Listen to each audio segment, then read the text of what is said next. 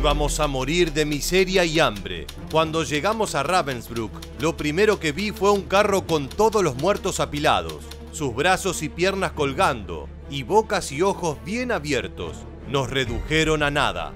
Las palabras de Elsie Marechal sirven para describir lo que vivieron más de 130.000 prisioneras en Ravensbrück, el campo de concentración más grande de la Segunda Guerra Mundial luego de Auschwitz, habitado exclusivamente por mujeres. Obligadas a realizar trabajos forzosos, las reclusas vivían en un estado calamitoso, con una escasa alimentación y la posibilidad inminente de morir de un segundo para el otro.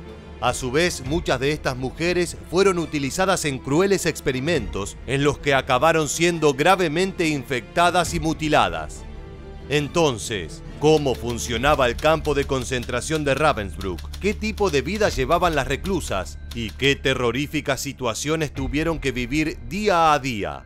No te muevas de tu pantalla porque en los próximos minutos te contaremos todo acerca de Ravensbrück, el terrible campo de concentración para mujeres. ¿Estás listo? Pues entonces prepárate para viajar en el tiempo. En el mes de noviembre de 1938, pocos meses antes del comienzo de la Segunda Guerra Mundial, el líder de las SS, Heinrich Himmler, ordenó la construcción del campo de concentración de Ravensbrück, ubicado dentro de la ciudad homónima en Alemania, a unos 80 kilómetros de Berlín. El sitio fue levantado por 500 prisioneros provenientes del campo de Sachsenhausen.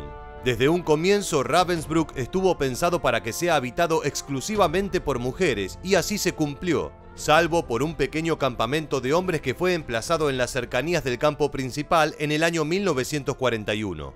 En mayo del año 1939, 900 prisioneras del campo de concentración de Lichtenburg de Sajonia fueron las primeras en ser enviadas a Ravensbrück. Al poco tiempo, el número había crecido a 2.000 mujeres, de las cuales la mayoría eran alemanas que se habían opuesto al nazismo. Por otro lado, aproximadamente unas 500 eran testigos de Jehová provenientes del campo de Moringen, que fueron encerradas por considerar a Adolf Hitler como el anticristo.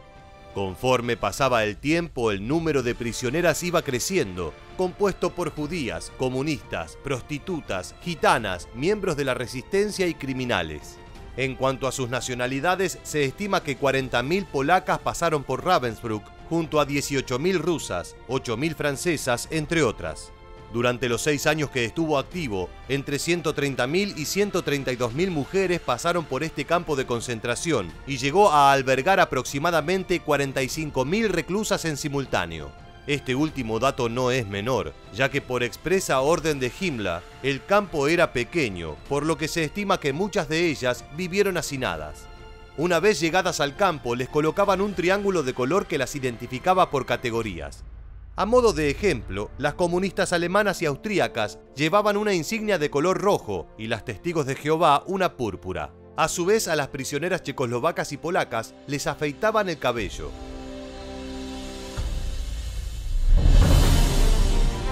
Respecto a la vida dentro de Ravensbrück, las prisioneras estaban distribuidas en 12 barracones con literas de madera de 3 niveles. En cuanto a las raciones de alimentos, cabe destacar que eran sumamente escasas y que a partir del año 1941 disminuyeron incluso en la calidad.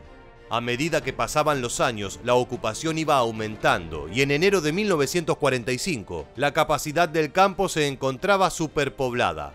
En vastas oportunidades, las autoridades de las SS sometían a las prisioneras a selecciones, en las que separaban a quienes consideraban débiles o con heridas de gravedad, para luego asesinarlas. Incluso luego del año 1942, cerca de 1.600 prisioneras fueron enviadas al sanatorio de Bernburg, equipado con cámaras de gas. Ese mismo año en Ravensbrück se dio inicio a la realización de experimentos médicos con más de 80 prisioneras vivas, a las que llamaban Kaninchen o conejos. Entre algunas prácticas, los médicos de las SS realizaron varias amputaciones y a su vez les cortaban los huesos a algunas mujeres para luego trasplantárselos a otras. A su vez cortaban músculos de las piernas para luego infectarlos con bacterias virulentas y probar la eficacia de sustancias químicas como las sulfonamidas. Dentro de dichas prácticas, desprendían nervios e introducían trozos de madera o vidrio en los tejidos. Por último, entre 120 y 140 mujeres rumanas fueron engañadas con la promesa de que serían liberadas a cambio de firmar un formulario de consentimiento en el que permitían que les realicen un proceso de esterilización. Por otro lado, al menos 100 prisioneras de Ravensbrück fueron obligadas a participar de los burdeles que las SS abrieron en los distintos campos de concentración. De hecho, sus servicios eran tomados como recompensa por los presos varones por cumplir o superar cuotas de producción. Muchas de las mujeres se ofrecían a realizar el trabajo durante 6 meses, ya que las autoridades alemanas les prometían que luego de ese plazo serían liberadas. Naturalmente, esta promesa era falsa. En cuanto al trabajo forzoso, las mujeres de Ravensbrück realizaron tareas de costura y producción de calcetines para soldados. A modo de venganza, las reclusas ajustaban las máquinas con el fin de que la tela fuera más delgada en el talón y los pies para desgastar el material y lastimar los pies de los miembros del ejército. A su vez, aprovecharon su acceso a las fábricas y sus materiales para producir sus propias pulseras, muñecas y libros, las cuales eran repartidas entre todas las mujeres para conservar su sentido de humanidad. Según Annise Postel-Vinay, superviviente de Ravensbrück, la solidaridad entre mujeres nos salvaba. Era una necesidad vital. Nos ayudábamos mutuamente. Cuando una amiga caía enferma, hacíamos todo lo posible por ayudarla. En enero de 1945, Ravensbrück albergaba cerca de 45.000 mujeres y aproximadamente 5.000 varones del campo aledaño.